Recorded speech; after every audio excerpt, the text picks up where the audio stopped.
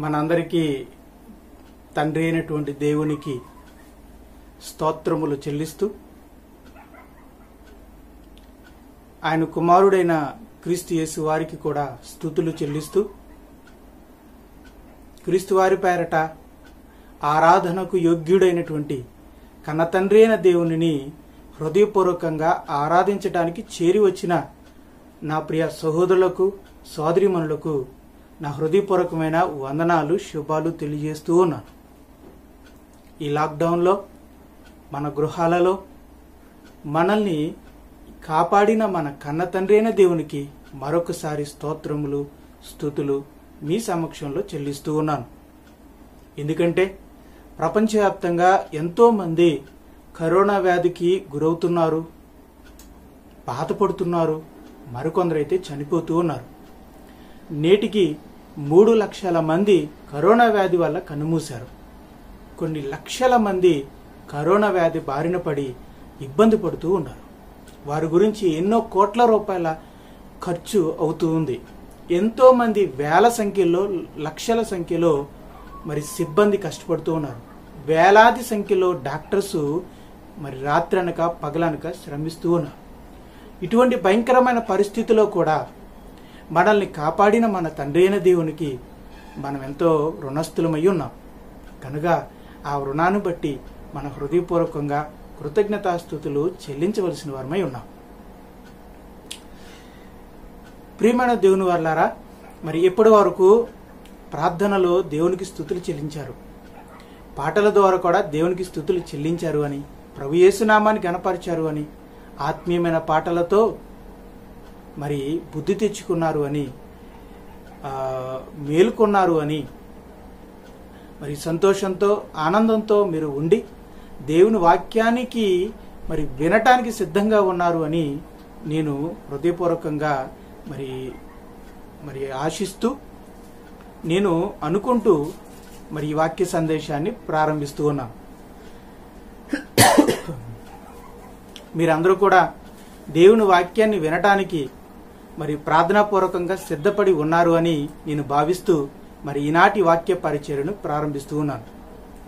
ప్రియమైన దేవుని వారలారా, క్రీస్తు యేసు వారు తాను ఎవరినైతే రక్షించాడో, తాను ఎవరైతే పాపం నుంచి విడిపించాడో, అలా రక్షించబడిన వారిని అలాగే విడిచిపెట్టేక వారిని సంఘము అనే ఒక గృహానికి ఆయన తీసుకురావడం జరిగింది.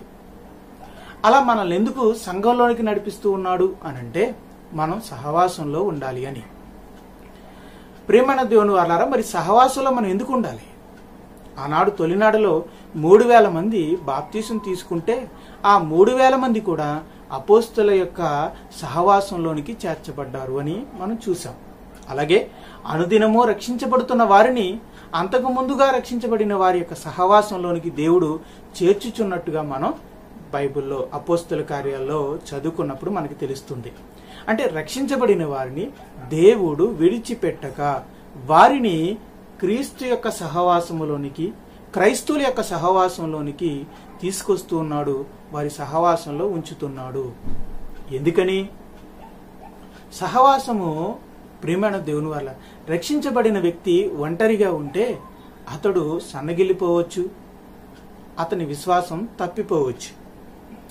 కనుక అతని విశ్వాసం అభివృద్ధి చెందాలి అంటే, అతని ఆత్మీయ జీవితం ఫలించాలి అంటే, బలపడాలి అంటే సహవాసం ఎంతగానో ఉపయోగపడుతుంది. జ్ఞానుల సహవాసం చేయవాడు జ్ఞానాభివృద్ధి పొందును, మూర్ఖుల సహవాసము చేయవాడు నశించిపోవును అని మనం సామెతల గ్రంథంలో చదివితే అర్థమవుతుంది. ఈ లోకంలో మూర్ఖులైన వారికి కొదువే లేదు. దేవుని భక్తి కానీ, దేవుని భయం కానీ లేనివారు, ఏది తప్పో అదే చేస్తూ ఆనందించేవారు. అలాంటి మూర్ఖులతో మనం కలిసి జీవిస్తే, మనం మన ప్రయాణాన్ని కొనసాగిస్తే మన జీవితం నాశనం అయిపోవడం తప్పదు. అందుకే మూర్ఖులైన ఈ లోకంతో కలిస్తే మన ఆత్మీయ జీవితం చెడిపోతుందని, దుష్ట సాంగత్యం మంచి నడవడిని చెరుపుతుందని దేవుడు తన యొక్క క్రీస్తు యొక్క సహవాసంలోనికి మరియు క్రైస్తవుల యొక్క సహవాసంలోనికి మనల్ని ఆహ్వానిస్తూ ఉన్నాడు. ఆ సహవాసంలో మనల్ని దాస్తూ ఉన్నాడు. అయితే ప్రేమైన దేవుని వారలారా, మరి ఈ సహవాసంలో మనం కొనసాగుతూ ఆత్మీయంగా అభివృద్ధి చెందొచ్చు, క్షేమాభివృద్ధిని పొందొచ్చు. అయితే కొన్ని పరిస్థితులలో ఆ సహవాసం నుంచి మనం బయటికి వెళ్లాల్సిన పరిస్థితి వస్తుంది. కొన్ని సమయాల్లో, కొన్ని సందర్భాల్లో, కొన్ని పరిస్థితుల వల్ల మనం ఆ సహవాసం నుంచి దూరంగా వెళ్లాల్సిన పరిస్థితి ఏర్పడుతుంది. అలా సహవాసానికి దూరంగా వెళ్ళినప్పుడు మన ఆత్మీయ జీవితం ఎలా ఉంది, మన ఆత్మీయ జీవితం ఎలా ఉండబోతుంది?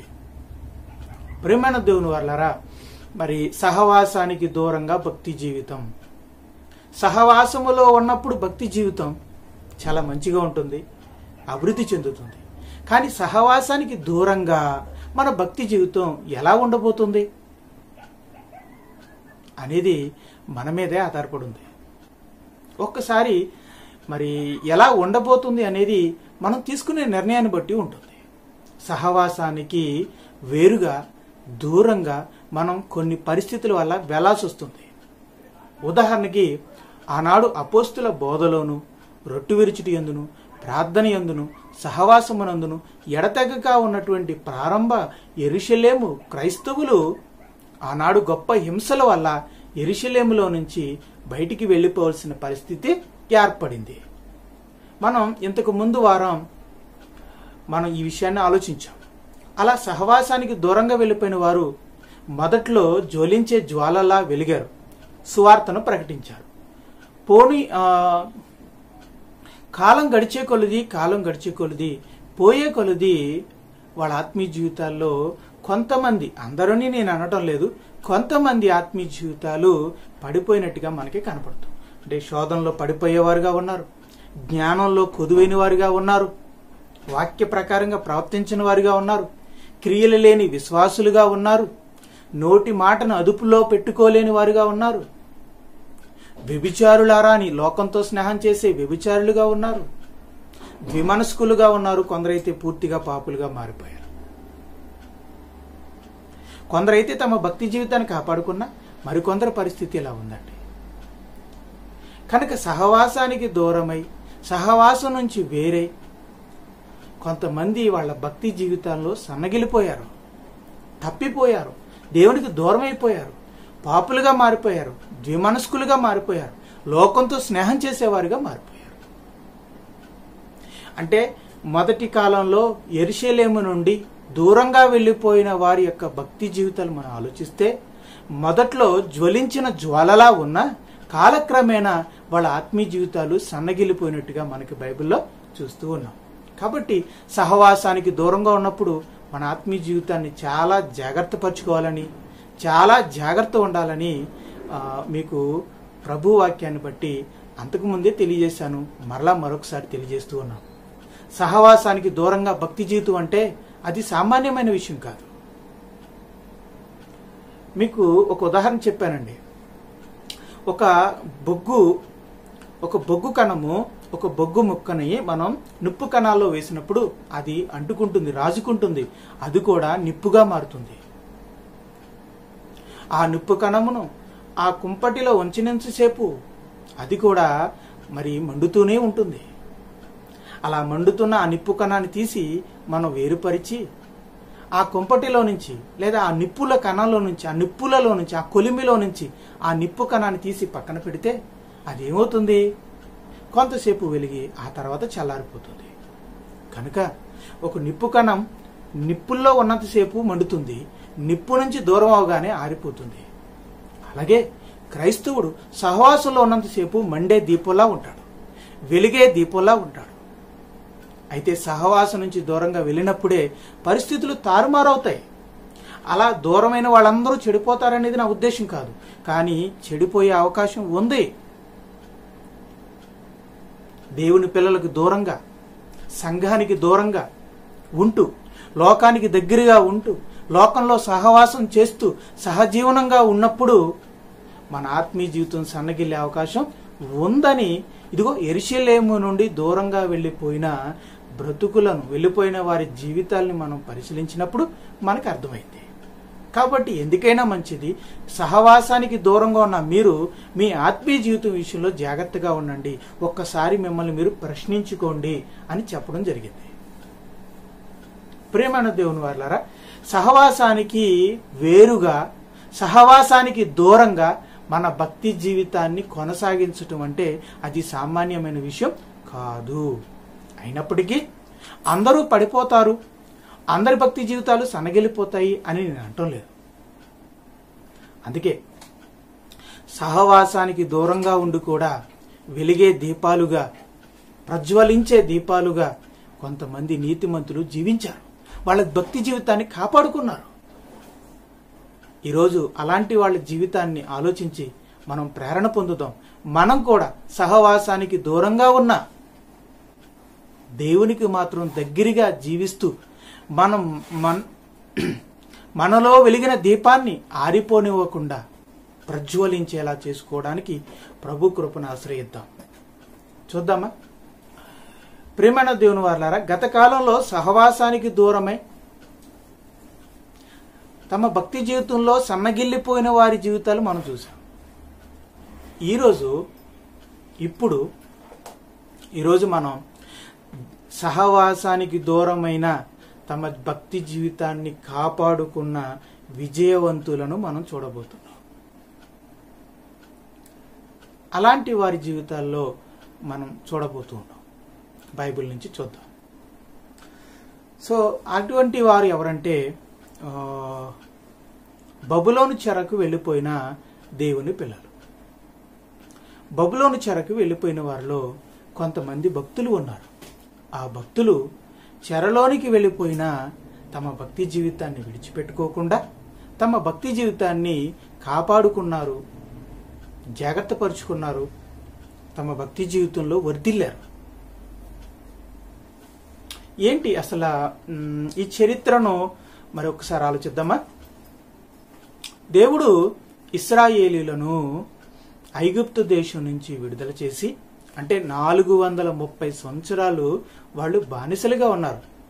అటువంటి ఐగుప్తు దేశం నుంచి, బానిసత్వం నుంచి దేవుడు వారి మీద కృప చూపించి వారిని విడిపించి ఎర్ర సముద్రాన్ని దాటించి ఆ అరేబియా ఎడారిని దాటించి పాలు తేనెలు ప్రవహించే ఆ వాగ్దాన దేశానికి, కానాను దేశానికి నడిపించాడు. అప్పటికే అక్కడ ఉన్న ఎంతో మంది జనములను, ఎబిసియలను, హిత్తీయులను, మరి రకరకాల జనాంగాలను అక్కడి నుంచి తొలివేసి వీళ్లను ఆ శ్రేష్టమైన దేశంలోనికి ఆహ్వానించాడు, అప్పగించాడు. అలా వారు ఇశ్రాయేలీలు మరి ఆ కానాను దేశాన్ని స్వతంత్రించుకుని తమ దేవుడైన యెహోవాను ఆరాధిస్తూ ఉండేవారు. ఆయన అప్పగించిన ధర్మశాస్త్రం ఆచరిస్తూ ఉండేవారు. అయితే కాలం గడిచే కొలది 1000 సంవత్సరాలు వాళ్ళు వాగ్దాన భూమిలో నివసించారు. అయితే దేవుడి మీద వాళ్ళ యొక్క నమ్మకం, వాళ్ళ విశ్వాసం ఎంతో కాలం కొనసాగలేదు. అతి కొద్ది కాలంలోనే వారు తమ దేవుడైన యెహోవాను మరిచిపోయారు. తమను తన బాహుబలంతో ఆ భయంకరమైన దేశం నుంచి విడిపించి ఈ గొప్పదైన శ్రేష్టమైనటువంటి కానాను దేశానికి నడిపించిన తమ దేవుడైన యెహోవాను వాళ్ళు మరిచిపోయారు, విడిచిపెట్టారు. ఆయన ధర్మశాస్త్రాన్ని అతిక్రమించారు.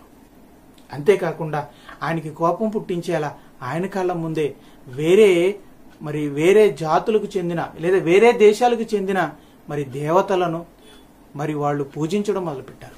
వేరే దేశానికి చెందిన దేవుళ్లను ఆరాధించడం మొదలుపెట్టారు. విగ్రహాలు పెట్టుకోవడం మొదలుపెట్టారు. దేవునికి వ్యతిరేకంగా బలిపీఠాలు కట్టారు, పూజలు చేశారు. ఆచారాలను సాంప్రదాయాలను పాటించి దేవునికి విపరీతమైన కోపాన్ని పుట్టించారు. చూద్దామా దేవుని వాక్యాన్ని? దినవృత్తాంతాలు బైబిల్ గ్రంథంలో 2వ దినవృత్తాంతాలు, దినవృత్తాంతముల 2వ గ్రంథము 36వ అధ్యాయము 13వ వచనం. మరియు దేవుని నామమును బట్టి తన చేత ప్రమాణము చేయించిన నెబుకద్నెజరు రాజు మీద అతడు తిరుగుబాటు చేసెను. అతడు మొండితనమును వహించి ఇశ్రాయేలు దేవుడైన యెహోవా వైపు తిరుగక తన మనసును కఠినపరుచుకొనును. అదియుగాక యాజకులలోను జనులలోను అధిపతులగు వారు అన్యజనులు పూజించు హేయమైన విగ్రహములు పెట్టుకొని బహుగా ద్రోహులైరి. వాళ్ళు ద్రోహం చేశారు. తమను రక్షించి ఈ గొప్ప దేశానికి నడిపించిన తమ దేవునికి ద్రోహం చేసి మరొక దేవుళ్లను పూజించడం మొదలుపెట్టారు. మనుషులు కల్పించిన వాటిని ఆరాధించడం మొదలుపెట్టారు. యెహోవా యెరూషలేములో పరిశుద్ధపరిచిన మందిరమును అపవిత్రపరిచారు. వారి పితరుల దేవుడైన యెహోవా తన జనుల యందును తన నివాస స్థలమందును కటాక్షము గలవాడే. అయినప్పటికీ అనేక సార్లు తన కోపాన్ని చంపుకుని వీళ్ళు నా ప్రజలే కదా, అక్కడ నా దేవాలయం ఉంది కదా, కొంతమంది నీతిమంతులు ఉన్నారు కదా అని దేవుడు అనేక సార్లు వాళ్ళ పట్ల జాలిపడి వారి యొద్దకు తన దూతల ద్వారా వర్తమానం పంపుచూ వచ్చెను. ఆయన పెందలకాడ లేచి పంపుచూ వచ్చినను వారు దేవుని దూతలను అంటే ప్రవక్తలను ఎగతాళి చేయుచు ఆయన వాక్యములను తృణీకరించుచు ఆయన ప్రవక్తలను హింసించుచు రాగా నివారింప శక్యము కాకుండా యెహోవా కోపము ఆయన జనుల మీదకి వచ్చింది. తమ దేవుని మరిచిపోయారు. ఆయన పరిశుద్ధ ఆలయాన్ని విడిచిపెట్టారు. ధర్మశాస్త్రాన్ని అతిక్రమించారు. అసలు అదంతా పక్కన పెట్టారు. వాళ్ళు ఇష్టం వచ్చినట్టుగా చేయడం మొదలుపెట్టారు. వాళ్ళు ఇష్టం వచ్చిన వాళ్లను ఆరాధించడం మొదలుపెట్టారు. దేవుడు గద్దించాడు.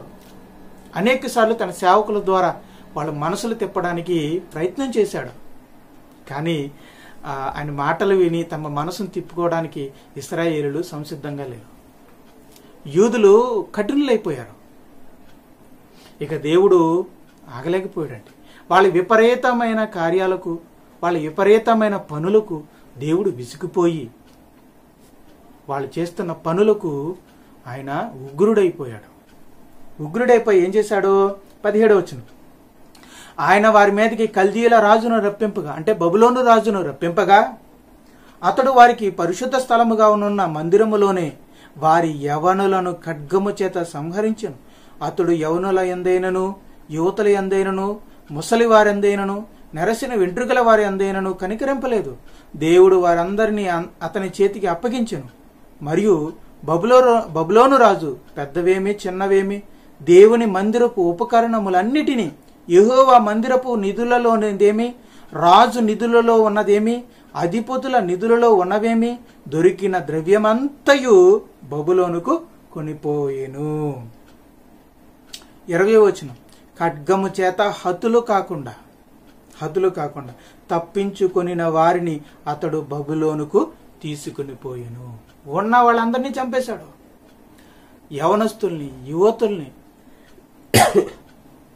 పెద్దవాళ్ళని, చిన్నవాళ్ళని, ముసలి వాళ్ళని అని జాలి లేకుండా చంపి పడేశాడండి. ఇక ఎవరైతే ఖడ్గం చేత చంపగా మిగిలి ఉన్నారో ఆ శ్రేష్టమైన వారిని ఆయన ఏం చేశాడు? బబులోను దేశానికి తీసుకుని పోయాడు. అలా బబులోను దేశానికి చెరగా వెళ్ళిపోయారు. యూదుల్లో ఇంకా బ్రతికి ఉన్న మిగిలిన వారు వాళ్లే. అలా బ్రతికి మిగిలి ఉన్నవారు 4600 మంది. ఈ 4600 మందిని బబులోను రోజు తన దేశానికి బందీలుగా తీసుకెళ్లిపోయాడు, తనకు సేవ చేయించుకోవడానికి.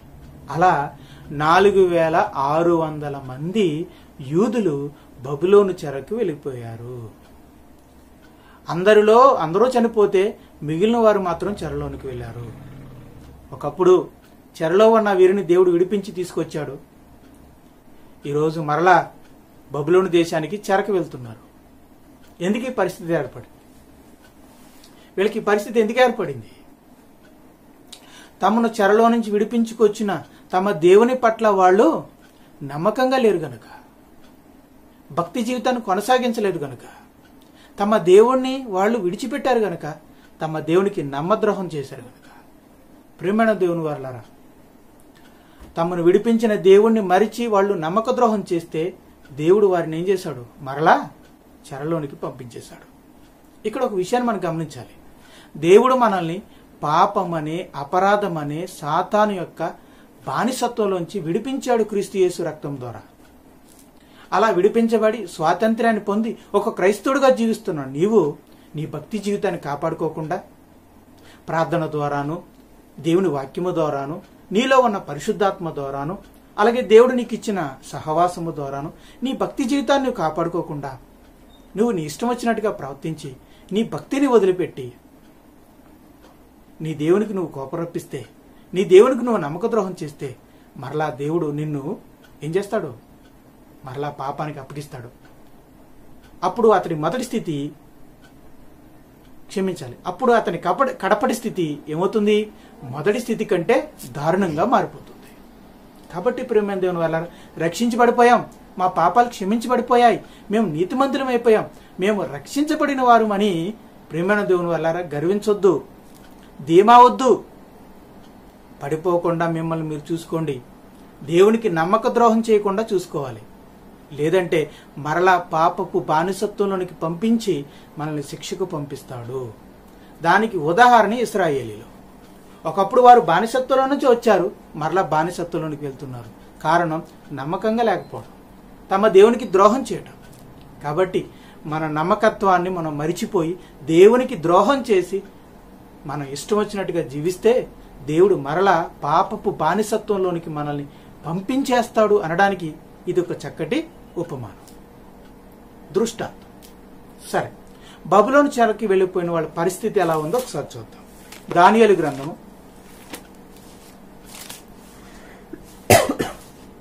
1వ అధ్యాయం. దానియేలు గ్రంథము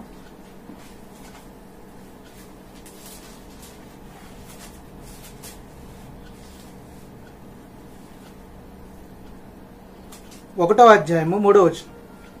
రాజు అంటే బబులోను రాజు నెబుకద్నెజరు తన దగ్గర ఉన్న అసిస్టెంట్తో చెప్తున్నాడు, అష్పెనాజు అను ఒక నపుంసకుల అధిపతిని పిలిపించి అతనికి ఇలాగూ ఆజ్ఞాపించెను, ఇశ్రాయేలీయుల రాజవంశంలో ముఖ్యులై లోపము లేని సౌందర్యమును సకల విద్య ప్రావీణ్యతయు జ్ఞానము కలిగి తత్వజ్ఞానము తెలిసిన వారే రాజు నగరునందు నిలువదగిన కొందరు బాలురను రప్పించి కల్దీయుల విద్యను భాషను వారికి నేర్పుము. ఇలా చెరపట్టబడిన 4600 మందిలో ఎవరైతే రాజవంశానికి చెంది ఉన్నారో, ఎవరైతే జ్ఞానం కలిగి ఉన్నారో వాళ్ళు రాజు ఎదుట సేవ చేయటానికి వాళ్లను తర్ఫీదిమ్మని రాజు తన సేవకుడైన నపుంసకుల అధిపతికి సెలవిచ్చాడు. అలా వెళ్ళిన వారిలో చూద్దాం 5వ వచనం. మరియు రాజు తాను భుజించు ఆహారములో ఉండియు తాను పానము చేయు ద్రాక్షారసములో నుండి అనుదినము భాగము వారికి నియమించి 3 సంవత్సరములు వారిని పోషించి పిమ్మట వారిని తన ఎదుట నిలువబెట్టినట్లు ఆజ్ఞ ఇచ్చాను. ప్రియమైన దేవుని వారలారా, తాను భుజించే ఆహారంలోంచి కొంత భాగాన్ని, తాను త్రాగే పానీయంలో నుంచి, ద్రాక్షారసం నుంచి, వైన్ నుంచి కొంత భాగాన్ని తీసుకుని వాళ్ళకి ఈ 3 సంవత్సరాలు ఈ భోజనాలు పెడుతూ, ఈ విద్యను నేర్పిస్తూ, భాష నేర్పిస్తూ వాళ్ళని తర్ఫీదు చేసి వాళ్లను నాకు దాసులుగా తీసుకురా అని చెప్పి తన అధిపతికి సెలవు ఇవ్వడం జరిగింది. అలా వెళ్ళిన వారిలో, అలా సెలెక్ట్ అయిన వారిలో ఎవరెవరు ఉన్నారంటే దానియేలు ఉన్నాడు, షడ్రకు, మేషకు, అబేద్నెగోలు ఉన్నారు.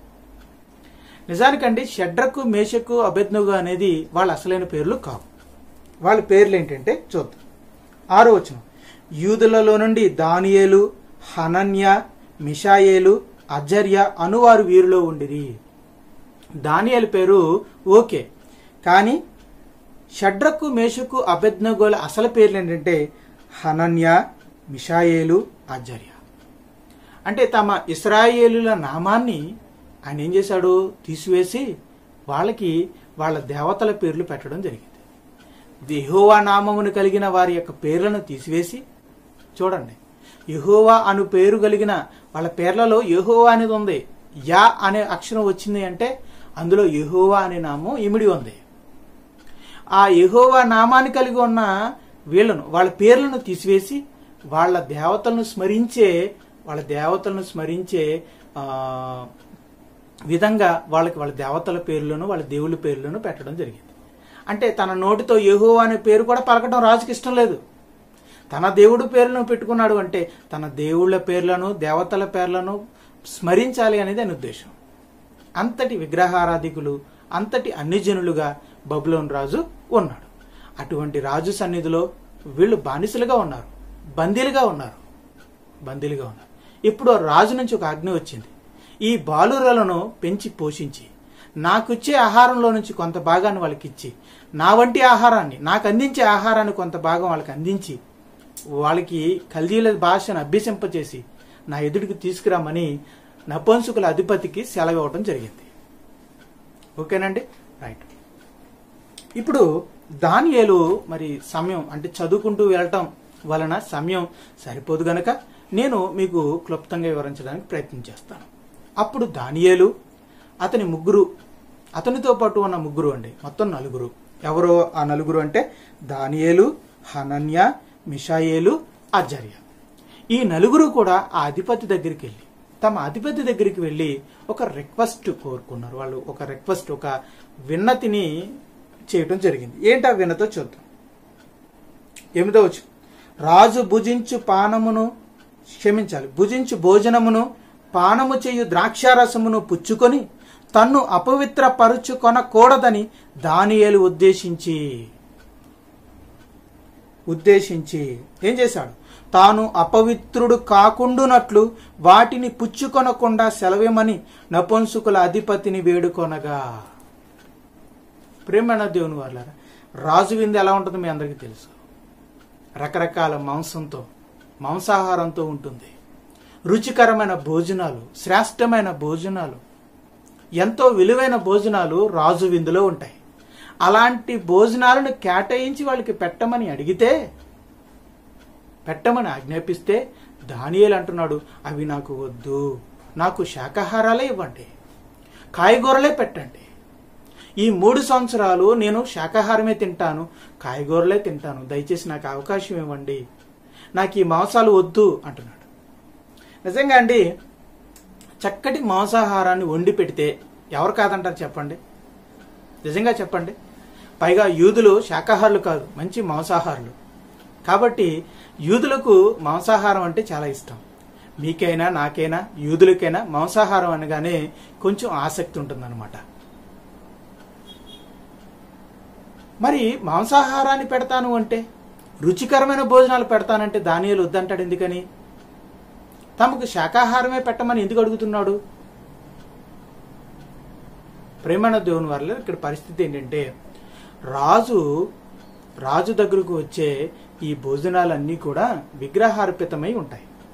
అతను కొలిచే దేవుళ్లకు అర్పించిన వాటిని వాళ్ళ సంస్కృతి ప్రకారం, వాళ్ళ ఆచార ప్రకారం విగ్రహాలకు సమర్పించి ఆ తర్వాత వాటిని తీసుకొచ్చి వండి ప్రజలకు పెట్టడం జరుగుతుంది, రాజుగారికి వడ్డించడం జరుగుతుంది. కాబట్టి విగ్రహార్పితమైన వాటిని తింటే ధర్మశాస్త్ర ప్రకారంగా తాను దోషిగా తీర్చబడతాడు గనక. ఎందుకంటే విగ్రహార్పితమైనవి ధర్మశాస్త్ర ప్రకారంగా అపవిత్రమైనవి. అలా అపవిత్రమైన వాటిని తింటే తాను అపవిత్రునవుతానని గ్రహించి దానియేలు వాటిని తినడానికి ఇష్టపడలేదు. అంటే మాంసాహారం మీద తనకు ఆసక్తి ఉంది, కానీ ఎందుకు తినలేదు? విగ్రహార్పితమైన వాటిని తినటం వల్ల, ఆ అపవిత్రపరచబడిన వాటిని తినటం వల్ల తాను అపవిత్రం అవ్వకూడదనేది అతని ఉద్దేశం. అందుకే మాంసం మీద ఉన్న ఇష్టాన్నైనా వదులుకుని శాకాహారాన్నైనా తినటానికి ఇష్టపడ్డాడు. కానీ తాను వాటిని తిని అపవిత్రపరచబడడానికి ఇష్టపడటం లేదు. తనను అపవిత్రం కానివ్వటం లేదు, తాను అపవిత్రపరచబడటానికి ఇష్టపడటం లేదు, తాను మలినం అవడానికి ఇష్టపడటం లేదు. దీన్ని ఏమంటే చెప్పండి? దేవుని ఎదుట అపవిత్రపరచబడటానికి, తాను మలినం కావడానికి ఇష్టపడటం లేదంటే దాన్ని ఏమంటారండి? లోక మాలిన్యం నుంచి తాను దూరంగా ఉంచుకోవడాన్ని ఏమంటారు చెప్పండి? యాకోబు రాసిన పత్రిక 1వ అధ్యాయం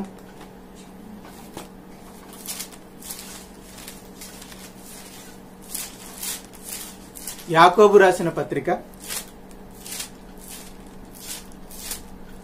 1వ అధ్యాయము 27వ వచనం. తండ్రి అయిన దేవుని ఎదుట పవిత్రమును నిష్కలంకమైన భక్తి ఏదనగా. భక్తి అంటే ఏంటో చెప్తున్నారు చూడండి. దిక్కులేని పిల్లలను విధవరాండ్రను వారి ఇబ్బందులలో పరామర్శించుటయు, ఇహలోక మాలిన్యము తన కంటకుండా తన్ను తాను కాపాడుకునుటియే. ఇహలోక మాలిన్యాన్ని తన కంటకుండా కాపాడుకోవడమే భక్తి అయితే, ఆ అపవిత్రమైన ఆహారం వలన తనను అపవిత్రం చేసుకోకుండా తనను తాను ధర్మశాస్త్రం ప్రకారంగా భద్రపరుచుకుంటున్నాడు, కాపాడుకుంటున్నాడు అంటే దానిలో ఏముందని? భక్తి ఉందని. ఆ అజర్యలో ఏముందని? భక్తి ఉందని. ఆ నలుగురిలో ఏముందని? భక్తి ఉంది. అందుకే ఇహలోక మాలిన్యము చేత తమ్మును తాము అపవిత్రపరచుకోవడానికి వాళ్ళు ఇష్టపడటం లేదు. ఆ మాలిన్యాన్ని తమ కంటకుండా తమ్మును తాము ఎందుకు కాపాడుకుంటున్నారు అంటే, వారిలో తండ్రి అయిన దేవుని ఎదుట నిష్కలంకమైనటువంటి భక్తి వారిలో ఉందని. ఎందుకు వాళ్ళలో భక్తి ఉంది? ఎంత మంచి భక్తి ఉందండి. భక్తి అంటే ఏంటో తెలుసా? భక్తి అంటే ఏంటో తెలుసా? ఇహలోక మాలిన్యాన్ని అంటకుండా అంత జాగ్రత్తగా నాకు అంటకూడదు అని జాగ్రత్త పడే తత్వం భక్తిలో ఉంటుంది. భక్తి ఎవరికైతే ఉంటుందో వాళ్ళలో ఈ జాగ్రత్త ఉంటుంది. జాగ్రత్త ఎవరిలో అయితే ఉందో వారిలో భక్తి ఉన్నట్టు. కాబట్టి దానియేలులోను ఆ నలుగురిలోనూ భక్తి ఉందని చెప్పొచ్చు. ఏమండి, వాళ్ళు ఏ పరిస్థితిలో ఉన్నారు ఇప్పుడు? వాళ్ళు రాజకుమారులు, రాజవంశానికి చెందిన వాళ్ళు, నీతిమంతులు, భక్తి కలిగిన వాళ్ళు, ఏ పాపాన్ని తమకు అంటకుండా పరిశుద్ధంగా బ్రతకాలనుకునేవాళ్ళు. అలాంటి వాళ్ళు ఈరోజు ఎక్కడున్నారో తెలుసా? బబులోని చెరలో ఉన్నారు. వాళ్ళు కూడా బందీలుగా ఉన్నారు. వాళ్ళు కూడా ఈరోజు బానిసలుగా బతుకుతున్నారు. ఇక ఎప్పుడు విడుదల పొందుతారో తెలియదు. బ్రతుకున్నంతకాలం ఆ రాజుకి బానిసలుగా బ్రతకాలి. ఇప్పుడు విషయం చెప్పమంటారా? వీళ్ళందరూ నపుంసకులుగా బతకాలి. దేవుని శిక్షలో వాళ్ళు ఉన్నారండి. వాళ్ళు కూడా చెరలో ఉన్నారండి. వాళ్ళు బానిసలుగా బతుకుతున్నారండి. అప్పుడు వాళ్ళు ఏమనుకోవాలండి? ఎంత భక్తి కలిగి ఉంటే, మేము ఎంత జాగ్రత్తగా బ్రతుకుతుంటే మా దేవుడు మమ్మల్ని కరుణించలేదు కదా, ఈ భయంకరమైన పరిస్థితుల్లోకి మమ్మల్ని ఎందుకు తీసుకొచ్చాడు అని, ఇది ఇంకా ఈ భక్తి మాకెందుకు అని ఆ భక్తిని విడిచిపెట్టలేదండి. నిజంగా అటువంటి పరిస్థితుల్లోకి మనం వెళ్ళిపోతే మన విశ్వాసం మీద మనకే చాలా డౌట్ వచ్చేస్తుంది. ఇంకా మనకి ఈ భక్తి ఎందుకు? ఎంత భక్తిగా ఉన్నా దేవుడు నన్ను కాపాడలేదే అని దేవుణ్ణి ప్రశ్నించే స్థాయికి మనం వెళ్ళిపోతాం. కానీ దానియేలు ఆ నలుగురు మాత్రం అలాంటి పరిస్థితుల్లో ఉండి కూడా ఇంకా తమలో ఉన్న భక్తిని వదలలేదు అంటే వీళ్ళెవరండి? వీళ్ళని చూస్తుంటే మీకు ఎవరు గుర్తొస్తున్నారు? ఎంత శ్రమల్లో ఉండి కూడా చెరపట్టబడి బానిసలుగా ఉండి నపుంసకులుగా మారి రాజు కాళ్ల దగ్గర బ్రతకాల్సిన పరిస్థితి ఈరోజు అలకొంది. ఇటువంటి భయంకరమైన పరిస్థితులు ఉన్న ఊరు వదిలేసి ఉన్న దేశం నుంచి చెరపట్టబడి ఈరోజు బానిసలుగా బ్రతుకుతున్నారు అంటే, ఆ పరిస్థితుల్లో ఉండి కూడా వాళ్ళ భక్తి జీవితాన్ని వదిలిపెట్టలేదు అంటే, వీళ్ళ భక్తి జీవితాన్ని చూస్తే ఎవరు గుర్తొస్తున్నారు మీకు? చెప్పండి, ఎవరు గుర్తొస్తున్నారు? యోబు గారు కదండి. యోబు అని ఎవరైతే అన్నారో వాళ్ళందరూ కరెక్ట్ అండి. అందుకే యెహెజ్కేలులో ఒక మాట ఉంది, గుర్తుందా? ఏ దేశమైతే విశ్వాసఘాతమై ఉంటుందో ఆ దేశం మీదకి నేను ఖడ్గమును పంపిస్తాను. ఆ దేశంలో ఒకవేళ నోవాహు, దానియేలు, యోబు ఉంటే వారినే రక్షిస్తాను, మిగతా వాళ్ళందరినీ సంహరిస్తాను అని దేవుడు అన్నలేదా? అలా అన్న మాటలో ఎటువంటి నీతిమంతులు ఉంటే రక్షించబడతాడన్నాడు? నోవాహు, యోబు, దానియేలు అన్నాడు. వీళ్ళందరూ కూడా కష్ట పరిస్థితుల్లో కూడా భక్తితో జీవించిన వాళ్ళు. తమకు కలిసొచ్చిన కాలంలో భక్తిగా ఉండడం గొప్ప కాదండి. అర్థమవుతుందండి? మనకి కలిసొచ్చిన కాలంలో మనకి అన్ని ప్రార్థన చేస్తుంటే అన్నీ జరిగిపోతున్నాయి అనుకోండి, మన భక్తి చాలా ఉప్పొంగిపోతూ ఉంటుంది. మన ఆత్మీయ జీవితం చాలా ఉప్పొంగిపోతూ ఉంటుంది. మనం రోజు ప్రార్థన చేసేస్తూ ఉంటాం. కలిసొచ్చిన కాలంలో భక్తి ఉప్పొంగిపోతూ ఉంటుంది. అది శ్రమల కాలంలోకి వచ్చేసరికి నేను ఇంత భక్తిగా ఉన్నానే, ఎందుకు ఈ శ్రమలు అని మనం నిరాశపడిపోతుంటాం. మన భక్తి జీవితం విషయంలో మనం నిరుత్సాహపడిపోతూ ఉంటాం. కానీ దానియేలు, యోబు వంటి వాడు అటువంటి పరిస్థితుల్లో కూడా ఇంకా భక్తిని వదలలేదు. ఆ భక్తితో ఏం చేస్తున్నాడు అంటే తనను ఆ అపవిత్రమైన దానితో అపవిత్రం కాకుండా చూసుకుంటున్నాడు. ఏమండి, దానియేలు ఒక్కడే ఉన్నాడా? ఇంకా చాలా మంది ఉన్నారా? ఇంకా చాలా మంది యూదులు ఉన్నారు కదా. మరి వాళ్ళు చేయని పని ఈయన ఎందుకు చేస్తున్నాడు? మీరు గమనించాలి.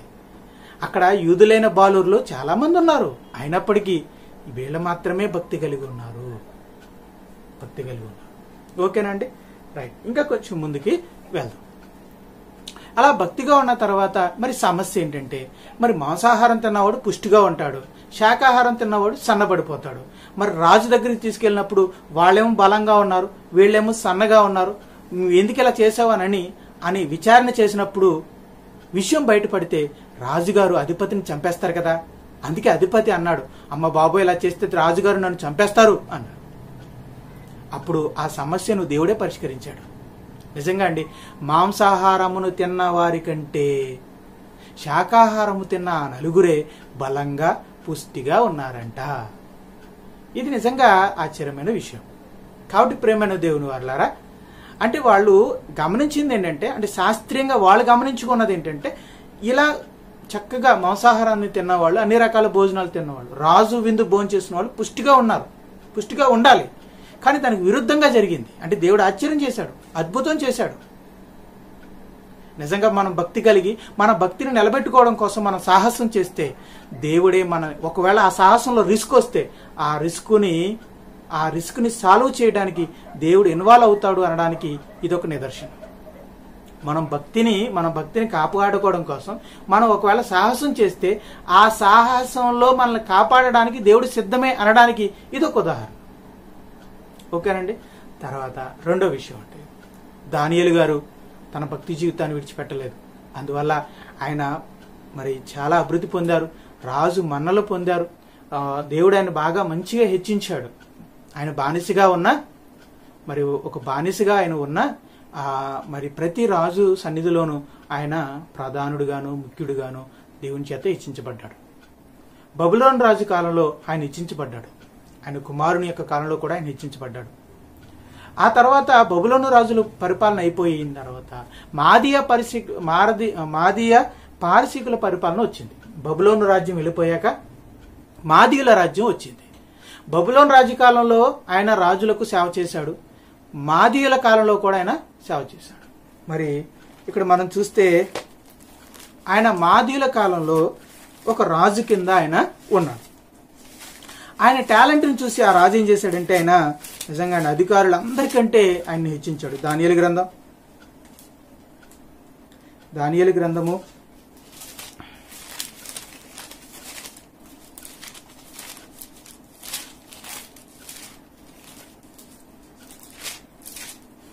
6వ అధ్యాయం, దానియేలు గ్రంథము 6వ అధ్యాయము 1వ వచనం.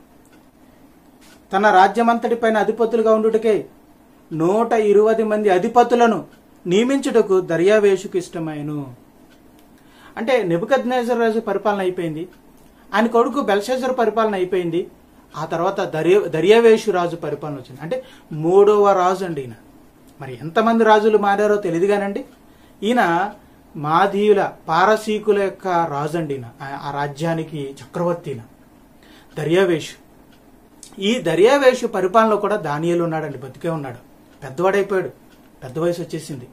ఆ పెద్ద వయసులో ఉన్న దానియేలుని గుర్తించి, అతని టాలెంట్ని గుర్తించి దర్యావేషు ఎంత గొప్పగా హెచ్చించాడు అంటే, తన దగ్గర ఉన్న ప్రపంచవ్యాప్తంగా ఉన్న 120 అధిపతులు నియమించాడటండి.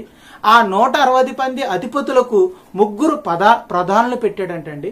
ఆ 3 ప్రధానులకి ఒక ముఖ్యుడిని పెట్టాడంటండి. ఆ ముఖ్యుడు ఎవరంటే దానియేలు. అంటే దర్యావేషు దానియేలుని ఎంత గొప్పగా హెచ్చించాడు అంటే, రాజు తర్వాత స్థానాన్ని దానియేలుకి ఇచ్చాడు. అంటే ఇది గమనిస్తుంటే, ఈ చరిత్ర చూస్తుంటే ఎవరు గుర్తొస్తున్నారు? నీతిమంతుడని యేసేపు గుర్తొస్తున్నాడు. యేసేపు కూడా అలాగే బానిసగా వెళ్ళి అంచెలంచెలుగా ఎదిగి ఫరో తర్వాత ఫరో అంతటి వాడయ్యాడు, దేశానికి అధిపతి అయ్యాడు.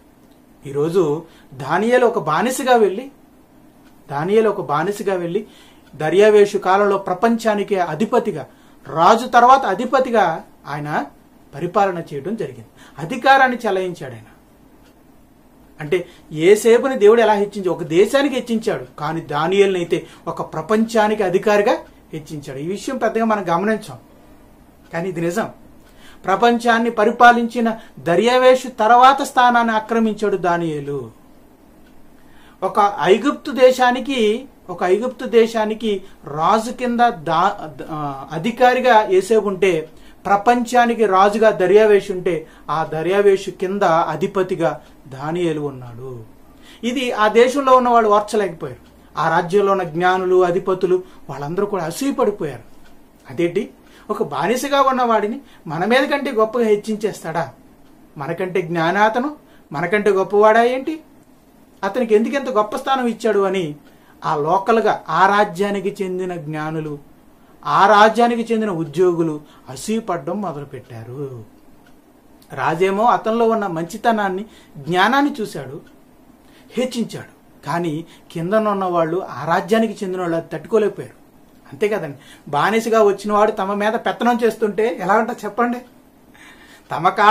తమ కాళ్ళ కింద బతకవలసిన వాడు ఈరోజు తమ మీద ఆధిపత్యం చెలాయిస్తూ ఉంటే, ప్రతిరోజు వాళ్ళు చేసిన రిపోర్ట్ అంతా తీసుకెళ్ళి ఆయన ముందు చెప్పాల్సిన పరిస్థితి ఏర్పడింది అంటే అది వాళ్ళకి ఎంతో నామోషి కదండి. అందుకే వాళ్ళు తట్టుకోలేకపోయారు, అసూయపడ్డారు. ఎలాగైనా దెబ్బ కొట్టాలనుకున్నారు, వాడిని ఎలాగైనా గద్దె దించాలని అనుకున్నారు. అందుకే చాలా ప్రయత్నాలు చేశారు, కానీ వాళ్ళు కాలేదు. రాజుకి ఎన్ని చెప్పుడు మాటలు చెప్పినా రాజు ఆ మాటలన్నీ నమ్మలేదు. ఇక అందుకే పైగా దానియేలులోనూ ఏ తప్పు నెతకలేకపోయారటండి. ఏ విషయంలో తప్పు నెతకలేదు. డబ్బు విషయంలో పడిపోలేదు, అధికార విషయంలో పడిపోలేదు, ఏ విషయంలోనూ లంచాలు ఇచ్చినా పడిపోలేదు. అందుకే దానియేలు ఏ విషయంలోనూ దొరకలేదు వాళ్ళకి. అంటే ఏ విషయంలోనూ దొరకకుండా ఆయన ఉన్నాడు. ఇంతకాలం రాజుల మధ్య, పరిపాలనల మధ్య అధికారులుగా ఉంటున్నా, ఇంత వయసులోనికి వచ్చినా తన భక్తి జీవితాన్ని వదిలిపెట్టలేదు. అందుకే తాను అపవిత్రుడు కానివ్వకుండా లంచాల వల్ల కానీ, అధికార వ్యామోహాల వల్ల కానీ, మరేదైనా కారణం వల్ల కానీ తనను తాను అపవిత్రపరచుకోకుండా ఇంతకాలం భక్తితో ఉంటూనే ఉన్నాడు ఆయన. ఒక పెద్ద వయసుకు వచ్చేసి ప్రపంచానికి అధిపతి అయిపోయినప్పటికీ తన భక్తిని విడిచిపెట్టలేదు. మనకి కాస్త అభివృద్ధి కలిగితే చాలు, మనకి మన ఉద్యోగంలో ప్రమోషన్ వస్తే కొమ్ములు వచ్చేస్తాయి, మనకు కొంచెం ఒక స్థాయి పెరిగితే మనం వేరేగా ఉంటాం, మన మాటలు మారిపోతాయి, మన జీవితాలు మారిపోతాయి, మనం బిజీ అయిపోతాం. ఒకప్పుడు దేవునికి అందుబాటులో ఉండే మనం ఈరోజు దేవునికి దూరంగా వెళ్ళిపోతాం. ఏమనంటే చాలా బిజీగా ఉన్నానండి. మీరు బిజీ అయిపోయారు. మన స్థాయి పెరిగేసరికి బిజీ అయిపోతాం, దేవునికి దూరం అయిపోతాం, దేవునికి అందనంత స్థితిలోకి వెళ్ళిపోతాం. కానీ ఎవరికి అందనంత ఎత్తులోకి దానియేలు వెళ్ళినా దేవునికి విధేయుడుగా ఉన్నాడు, భక్తి కలిగే జీవిస్తున్నాడు. అందుకే దేవుని విషయంలోనే దెబ్బ కొట్టగలం తప్ప మరి ఏ విషయంలోనే దెబ్బ కొట్టలేమని తెలుసుకున్న వాళ్ళు ఏం చేశారో తెలుసా? రాజుతో ఒక రాజాజ్ఞ చేయించారు, ఒక శాసనం చేయించారు. ఆ శాసనం ఏంటంటే, ఈ 30 రోజులు ఎవరు కూడా ఏ మనుషులకు, ఏ దేవుడికి ప్రార్థన చేయకూడదు, మోకరించి రాజైన దర్యావేషుకు మాత్రమే ప్రార్థన చెయ్యాలి అనే ఒక శాసనాన్ని రాయించారు. విచిత్రం ఏంటంటే ఆ శాసనం రాయబడింది, రాజుతో కూడా ఒప్పించేశారు. ఏంటంటే ఈ శాసనం ఎంత బలమైందంటే, ఈ శాసనాన్ని అతిక్రమించిన వాడిని సింహాల బోన్లో వేయాలి, సింహాలు వాడిని తినేస్తాయి. ఏంటండి, బతుకున్న వ్యక్తిని సింహాలు తినేస్తాయి. అది ఎంత భయంకరమైన శిక్ష అండి. ఉరి శిక్ష అంటే నొప్పిలేని బాధ, నొప్పిలేని చావు. అది సింహాలు కొరుక్కుని తింటున్నాయంటే అది కఠినమైన శిక్ష, బాధాకరమైన శిక్ష. సో శాసనం ఉందని తెలుసు, శాసనం మీరితే సింహాల బోను ఉందని తెలుసు. ఈ విషయాలన్నీ కూడా దానియేలుకి తెలుసు. ఎందుకంటే ఆయన అధికారి కదండి. ఆయనకి తెలియకుండా ఇదంతా జరగదు కదా. కాబట్టి ఆయన చేతుల మీద కానీ అధికారం లేదా ఈ శాసనం అమలవుతుంది, బయలుదేరింది. ఇదంతా తెలుసు దానియేలుకి. ఇప్పుడు ఏం చేయాలి దానియేలు? ఇప్పుడు ఇతను మోకరించి దేవునికి ప్రార్థన చేస్తే ఏం చేస్తారు? శాసనాన్ని అతిక్రమించామని సింహాల బోన్లో వేస్తారు. సింహాలు ఆయన్ని కురుకు తినేస్తాయి. అమ్మో, చావుంది. మోకరించి ప్రార్థన చేస్తే చావుంది. మరి ఇప్పుడు ఏం చేయాలి దానియేలు? అసలు ఏం చేస్తున్నాడు దానియేలు? చూద్దామా? దానియేలు గ్రంథము దానియేలు గ్రంథము 6వ అధ్యాయము 10వ వచనం. ఇట్టి శాసనము సంతకము చేయబడినని దానియేలు తెలుసుకొనినను అతడు తన ఇంటికి వెళ్ళి యథాప్రకారముగా అనుదినము ముమ్మారు మోకాళ్ళు ఊని తన ఇంటి పైగది కిటికీలు యెరూషలేము తట్టుకు తెరవబడి ఉండగా తన దేవునికి ప్రార్థన చేయుచు ఆయనను స్తుతించుచు వచ్చెను. ఇదంతా తెలుసు. సింహాల్లో వేసేస్తారు, బోన్లో వేసేస్తారని తెలుసు, మరణ శిక్ష ఉందని తెలుసు. అయినా సరే ఇంటికి వెళ్ళాడు, ఎప్పటిలాగే అన్నాడు. యథాప్రకారంగా అనుదినం అంటే అది ఈ రోజు నుంచి మొదలుపెట్టింది కాదండి, అంతకు ముందు కూడా. అంటే దానియేలు జీవితంలో అనుదినం ఏం చేసేవాడు అనమాట? ప్రతిదినము 3 సార్లు మోకరించి ప్రార్థన చేసేవాడు. ఈ అనుభవం దానియేలులో ఉంది. ప్రతిదినం ప్రార్థన చేసేవాడు. ప్రతిదినం దేవునికి దూరంగా ఉన్నాడు, సహవాసానికి దూరంగా ఉన్నాడు. ఏమండి, ఇశ్రాయేల్ దేశంలో లేడు, తన ప్రజల మధ్యలో లేడు, యెహోవా మందిరం లేదు, యెహోవా ఆరాధన లేదు, యెహోవాను ఆరాధించే యాజకులు లేరు, ఆ పరిశుద్ధమైన సంఘం లేదు, దేవుని ఆరాధించడం లేదు, ధర్మశాస్త్రము లేదు. వీటన్నిటికీ దూరంగా ఎక్కడో ఉన్నాడు దానియేలు. సహవాసానికి దూరంగా ఉన్నాడు భక్తుడైన దానియేలు. సహవాసానికి దూరంగా ఉన్నా తన భక్తిని వెళ్ళినప్పటి నుంచి తాను చనిపోయేంత వరకు, అక్కడ తాను ఉన్నంతకాలం ఆ భక్తిని వదలలేదు. అపవిత్రమైన దానిని తనకంటకుండా కాపాడుకుంటూనే ఉన్నాడు. తన భక్తి జీవితాన్ని కాపాడుకుంటూనే ఉన్నాడు. అంతేకాకుండా తాను దూరంగా వెళ్ళిన ఆ దేశంలో ప్రతిదినము 3 సార్లు మోకరించి ప్రార్థన చేసేవాడు. అంటే సహవాసానికి దూరంగా మనం ఉన్నప్పుడు మన ఆత్మీయ జీవితం కాపాడుకోవాలి అంటే మనకి ప్రార్థనా జీవితం అవసరం. సహవాసానికి దూరంగా ఉండి దానియేలు ఏం చేస్తున్నాడు అంటే ముమ్మారు మోకరించి ప్రార్థన చేస్తున్నాడు. అంటే దేవునితో సహవాసాన్ని కలిగి ఉన్నాడు. ఈరోజు అతనికి దేవుని పిల్లలతో సహవాసం లేదు, దేవుని మందిరానికి వెళ్ళే అవకాశం లేదు, ధర్మశాస్త్ర ప్రకారంగా యెహోవాను ఆరాధించడానికి, పండగలు చేయడానికి అవకాశం లేదు.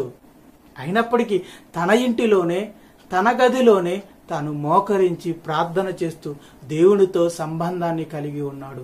అందుకే దానియేలు భక్తి జీవితాన్ని కాపాడుకోగలిగాడు. ఈరోజు లాక్డౌన్ వల్ల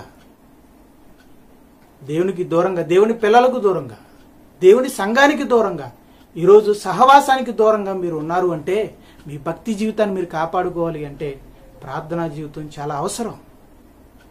అందుకే ప్రతిరోజు సాయంత్రము కుటుంబ ప్రార్థన చెయ్యండి అని చెప్పడానికి కారణం అదే.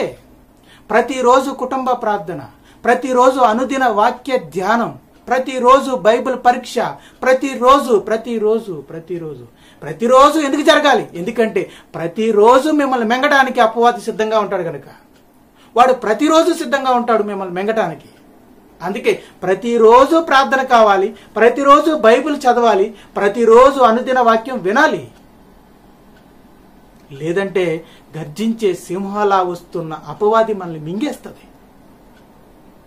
అందుకే తన భక్తి జీవితాన్ని కాపాడుకోవడం కోసం అనుదినము ముమ్మారు మోకరించి ప్రార్థన చేసిన అనుభవం దానియేలుకు ఉందండి.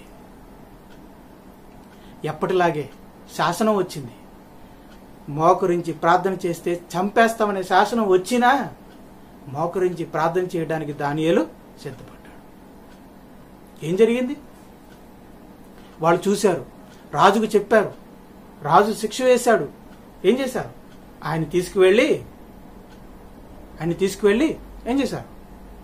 సింహాల గుహలో పడేశారు. ప్రేమైన దేవుని వాళ్ళ దానియేలు అంటున్నారు, నువ్వు మోకరించావా చేస్తామని తెలుసుండు కూడా, మోకరిస్తే చావుందని తెలుసు కూడా మోకరించి ప్రార్థన చేయడానికి సిద్ధపడ్డాడు దానియేలు. దానికి ప్రతిఫలంగా ఈరోజు ఎక్కడికి వెళ్తున్నాడో తెలుసా? సింహాల గుహలోనికి వెళ్తున్నాడు. సింహాలు ఆయన్ని కొరుక్కు తింటాయి, చంపైపోతాయి. కానీ ఏం జరిగిందో తెలుసా? నేను ఎన్నాడే చెప్పాను, భక్తి విషయంలో మనం భక్తి విషయంలో భక్తిగా ఉండడానికి మనం సాహసం చేస్తే, రిస్క్ తీసుకుంటే ఆ రిస్కులో కాపాడడానికి దేవుడు సిద్ధం. అందుకే తన భక్తి జీవితాన్ని కాపాడుకోవడం కోసం చావునే ఎదుర్కోవడానికి బయలుదేరాడు. ఒక గొప్ప రిస్క్ తీసుకున్నాడు మోకరించి ప్రార్థన చేసి. దానివల్ల ఈరోజు సింహాల బోన్లోనికి వెళ్ళని పరిస్థితి ఏర్పడింది. మరి దేవుడు ఏం చేశాడు? దానియేలు సాహసం చేశాడు, దేవుడు కాపాడాడు. సింహాల బోన్లోనికి తన దేవదూతను పంపించి వాళ్ళని నోళ్లు మోయించాడు. సజీవుడిగా దానియేలు బయటకు వచ్చాడు. మనం భక్తి కలిగి సాహసం చేస్తే, మనం భక్తిగా ఉండడం కోసం సాహసం చేస్తే, ఆ సాహసంలో కాపాడడానికి సిద్ధం దేవుడు అని అనడానికి ఇది మరొక ఉదాహరణ. షడ్రకు మేషకు అబేద్నెగోలో భక్తిగా ఉండి తమ దేవునికి తప్ప మరెవరికి మోకరించము అనడం వల్ల, ఆ సాహసం చేయడం వల్ల అగ్నిగుండంలో వాళ్ళు పడవేయబడ్డారు. వాళ్ళు ఆ సాహసం చేస్తే దేవదూతలను పంపించి అగ్నిలో వాళ్ళని మాడిపోకుండా కాపాడాడు దేవుడు. అంటే మనం భక్తిగా ఉండటానికి, అపవిత్రులుగా కాకుండా ఉండడం కోసం మనం ప్రయాసపడి రిస్క్ తీసుకుంటే ఆ రిస్కులో మనల్ని కాపాడడానికి దేవుడు సిద్ధంగా ఉంటాడు అనడానికి ఇవన్నీ ఉదాహరణలు. మరొక చిన్న విషయం అండి, సహవాసానికి దూరంగా ఉన్న దానియేలు అనుదినమో ప్రార్థన చేస్తున్నాడు. ఇంకెంత గొప్పగా ప్రార్థన చేస్తున్నాడంటే, బాబు నిన్ను చంపేస్తాం ప్రార్థన చేస్తే అన్నా కూడా ప్రార్థిస్తూనే ఉన్నాడు. చంపేస్తామని తెలుసుండి కూడా ప్రార్థిస్తూనే ఉన్నాడు. కానీ మనం చంపేస్తామని మనల్ని ఎవరు బెదిరించటం లేదు, చంపేస్తామని ఎవరు మనల్ని అనటం లేదు, అయినా మనం ప్రార్థించాం. మనల్ని బెదిరించటం లేదు, అయినా ప్రార్థించటం లేదు. ప్రార్థన చేయొద్దు ఇంట్లో అని ఎవరు మనల్ని అనటం లేదు, అయినా సరే ప్రార్థించాం. పైగా ఇంట్లో ఉన్నవాళ్ళు ఏమండి ప్రార్థన చేయండి అని మనకి చెప్తున్నా మనం ప్రార్థన చేయం. మోటివేట్ చేస్తున్నా మనం ప్రార్థన చేయలేకపోతున్నాం. పైగా ఏమండి మన పరిస్థితులు, మనం ఎప్పుడు ప్రార్థన చేస్తామండి? పరిస్థితులు తారుమారైపోయినప్పుడు, అవసరం వచ్చినప్పుడు, ఆపద వచ్చినప్పుడు, మంచం మీద పడి అప్పుడు తలకి పైకెత్తి అప్పుడు చూస్తాం, దేవా కాపాడు తండ్రి అని. అంటే పరిస్థితులు మారిపోయి ఆపదలోనికి వెళ్తేనే గాని, అవసరాలు వస్తేనే గాని మనకి దేవుడు గుర్తురాడు, ప్రార్థన గుర్తుకురాదు. ప్రేమైన దేవుని వారలారా, ప్రాణాలు పోతాయని తెలిస్తేనే మనం ప్రార్థన చేస్తాం. ప్రాణాలు తీస్తామని తెలిసింది, ప్రాణాలు పోతాయని తెలిసింది కూడా ప్రార్థించిన వాడు దానియేలు. ప్రాణాలు పోతాయని తెలిసి ప్రార్థన చేసేవాళ్ళు మనం. అది దానియేలుకి మనకు ఉన్న తేడా. ప్రేమైన దేవుని వారలారా, ఈరోజు మనం అలా మారాలి. ఇలా ఉన్న మనం అవసరతల కోసము, అవసరం కోసము, అక్కరల కోసము, ఆపదలో రక్షించడం కోసము దేవుణ్ణి తాపత్రయపడే మనం ఆ ప్రార్థనని విడిచిపెట్టి ప్రాణాలు తీస్తామని చెప్పినా కూడా ప్రార్థించటం ఆపని దానియేలు వంటి ప్రార్థన అనుభవంలోనికి మనం వెళ్ళాలి. అటువంటి ప్రార్థనా జీవితాన్ని మన జీవితంలోకి మనం ఆహ్వానించాలి, అలవాటు చేసుకోవాలి, అభ్యసించాలి. ప్రేమైన దేవుని వారలారా, దానియేలు జీవితాన్ని మనం చూస్తుంటే హీజ్ ఏ సక్సెస్ఫుల్ మ్యాన్. అతని భక్తి జీవితంలో అతను ఒక విజయవంతుడు. షడ్రకు మేషకు అబేద్నెగోలు భక్తి జీవితంలో విజయవంతులు. వాళ్ళు వాళ్ళ దేశంలో లేరు, వాళ్ళ ప్రజల మధ్య లేరు, దేవాలయానికి, దేవుని బిడ్డలకి, సహవాసానికి దూరంగా ఉన్నారు. అయినా వాళ్ళు విజయం సాధించారు. వాళ్ళ భక్తిని కాపాడుకున్నారు, మరణం వరకు నమ్మకంగా ఉన్నారు. కారణం వాళ్ళు వాళ్ళ భక్తి మీద దృష్టి పెట్టారు. వాళ్ళకున్న శ్రమల మీద దృష్టి పెట్టలేదు, కానీ వాళ్ళ భక్తి మీద దృష్టి పెట్టారు. రెండోది, అనుదినము దేవునితో సహవాసాన్ని కలిగి ఉన్నారు. అందుకే వాళ్ళు తమ భక్తి జీవితాన్ని కాపాడుకోగలిగారు అని మనం చెప్పొచ్చు. ఈరోజు ఈ లాక్డౌన్ వల్ల, ఈ కరోనా వ్యాధి వల్ల ఈరోజు దేవుని సంఘానికి, దేవుని బిడ్డలకి, సహవాసానికి దూరంగా ఉన్న మనం మన భక్తి జీవితాన్ని కాపాడుకోవాలంటే ఏం చేయాలి? ప్రతిరోజు మోకరించి మనం ప్రార్థించాలి. అందుకే ప్రతిరోజు సాయంత్రము అనుదిన వాక్య ధ్యానాన్ని వినాలి, బైబిల్ పరీక్షలు రాయాలి, అలాగే ప్రతిరోజు కుటుంబంతో కలిసి ప్రార్థన చేయాలి. ఇలా సంఘం ఏర్పాటు చేసిన ఈ అనుదిన కార్యక్రమాలను మీ జీవితంలో జరిగిస్తూ ఉంటే, ఈ సహవాసంలో మీరు ఉంటే, దానియేలు వలె, షడ్రకు మేషకు అబేద్నెగోలు వలె సహవాసానికి దూరంగా ఉన్న మీ భక్తి జీవితాన్ని మీరు కాపాడుకోగలుగుతారు. లేదా దేవుడు ఇచ్చిన ఈ కొద్దిపాటి అవకాశాన్ని కాదనుకున్నారా, అయితే మీరు బలైపోతారు, చల్లారిపోతారు, ఆరిపోతారు. చెప్పాను కదండి, అలా ఆరిపోయిన ఇశ్రాయేలుని దేవుడు ఏం చేశాడు? మరలా చెరలోనికి పంపించాడు. ఆరిపోతే మరలా పాపానికి అప్పగిస్తాడు. అప్పుడు మన కడపడి స్థితి మొదటి స్థితి కంటే దారుణంగా మారిపోతుంది. అందుకే ప్రేమైన దేవుని వల్ల అటువంటి పరిస్థితి దేవుడు మరలా తిరిగి సాతానికి అప్పగించుకునే పరిస్థితికి మనం దిగజారిపోకముందే సంఘం ఏర్పాటు చేసిన అనుదిన కార్యక్రమాల్లో పాల్పంచుకొని ప్రతిరోజు ప్రార్థన, ప్రతిరోజు వాక్యదానం, మనలో ఉన్న పరిశుద్ధాత్మనితో దేవునితో సహవాసం మనం కలిగి ఉండి మన భక్తి జీవితాన్ని కాపాడుకుంటే అంతం వరకు సహించువాడు ఏమోను రక్షించబడును. సహవాసానికి దూరంగా కూడా మన భక్తి జీవితాన్ని కాపాడుకోవచ్చు. ఎప్పుడంటే ప్రార్థన ద్వారా, దేవుని వాక్యం ద్వారా అనుదినము దేవునితో మనం సహవాసాన్ని కలిగి ఉన్నప్పుడు. సో అనుదినము ప్రార్థన ద్వారాను, దేవుని వాక్యము ద్వారాను, అలాగే సంఘము ఏర్పాటు చేసిన కొన్ని కార్యక్రమాలకు మీరు హాజరవటం ద్వారాను, అంటే ఫోన్ల ద్వారా, ఆన్లైన్ ద్వారా మీరు హాజరవటం ద్వారా మీ భక్తి జీవితాన్ని, సహవాసానికి దూరంగా ఉండి కూడా మీ భక్తి జీవితాన్ని కాపాడుకోవచ్చని మరొక్కసారి తెలియజేస్తూ మరి నా మాటలు ముగిస్తున్నాను. ప్రభు యేసుక్రీస్తు వారి యొక్క కృపా కనికరములు మనకి తోడయండి, మనల్ని నడిపించును గాక. ఆమేన్. అందరికీ వందనాలు.